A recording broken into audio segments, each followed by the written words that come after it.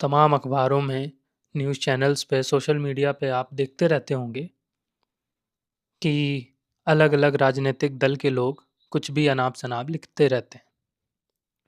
कोई मर्यादा नहीं है, मर्यादा विहीन लिखते हैं।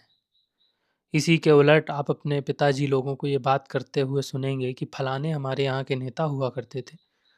बड़ा सभ्य परिवार था, बड़ा सम्मानित परिवार था। दरअसल हुआ ये करता था कि पुराने ज़मींदार परिवार या प्रतिष्ठित परिवार जिनका 10-50 गाँव में नाम होता था, वो अपनी पारिवारिक समृद्धि को बचाने के लिए या उसे मेंटेन करने के लिए राजनीति में अक्सर आते थे।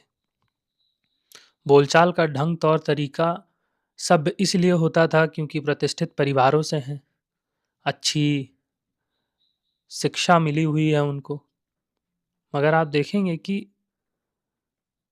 कुछ विगत समय में ऐसे बहुत सारे कंस्टिट्यूएंसीज़ में नेता हो गए हैं जिन्हें ढंग से पढ़ना नहीं आता या पढ़े हैं तो कोई ऐसे ही सामान्य से कॉलेज से उन्होंने अपनी डिग्री कर ली है क्योंकि करनी थी। अब मैं कहीं ये बात करूं कि आज के नेताओं में कितने नेताओं ने किताबें लिखी, तो ये बहुत बड़ी बात हो जाएगी कि किसी नेता ने किताब लिखी। मतलब ये अपने आप में एक मानक हो गया कि वो बहुत पढ़ा लिखा आदमी होगा। अब जिस आदमी को इकोनॉमिक्स का अंदाज़ा नहीं है, पॉलिसी का अंदाज़ा नहीं है, सामाजिक व्यवस्था में वो बस अपना मतलब ढूंढ रहा है, तो वो सिर्फ आदमी को उकसा सकता है, बदलाव की बात नहीं कर सकता। तमाम सांसद, विधायक, जिला पंचायत अध्यक्ष या प्रतिष्ठित पदों पे ऐसे लोग हैं जिनको सहूर तक नहीं है काम करने का। और चूंकि उनके बैकग्राउंड या तो माफियागिरी के रहे या क्रिमिनल बैकग्राउंड रहे और वो धीरे धीरे कुछ नहीं कर पाए तो राजनीति में आ गए। ये फलाने की बातें हैं कि अच्छे परिवार के लोग राजनीति में नहीं रहते। वो इसलिए नहीं रहते क्योंकि अच्छे लोगों ने राजनीति धीरे धीरे छोड़ दी, और जब छोड़ दी जाती है कोई चीज़ तो कोई भी उस पे अपना हक जताता है।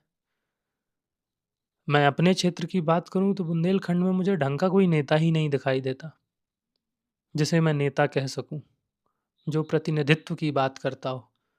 कोई भी आता है जात की बात उठा जाता है, कोई भी आता है सामाजिक प्रतिष्ठा, सामाजिक व्यवस्था को चुनौती ना देते हुए ऐसी बात कर जाएगा जिससे तनाव बढ़ा रहे।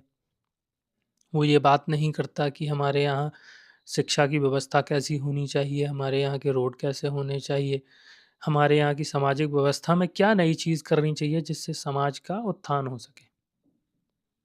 यही सुनने को मिलता है, फलाने नेता ने ट्रक ले लिए, फलाने नेता ने खेत ले लिए, फलाने नेता ने बालू का ठेका ले लिया।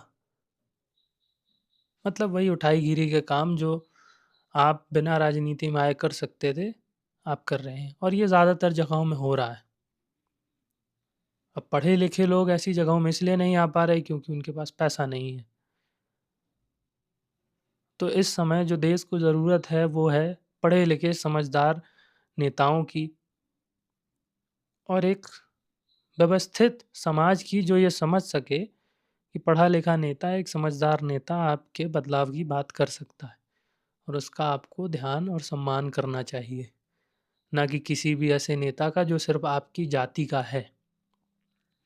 आपकी जाति का होके वो आपके छोटे-मोटे काम निपटा सकता है, मगर आपके आने वाले भविष्य को सुनिश्चित नहीं कर पाएगा। इस बात का बहुत विशेष ध्यान होना चाहिए कि समाज उन लोगों को अपना मानक मान लेता है जिन्होंने इतनी ख्याति कमा ली हो कि वो एक अपना ऊँचा मकान और एक बड़ी गाड़ी खरीद सकें, फिर वो अच्छा हो या बुरा हो। और इस बात पे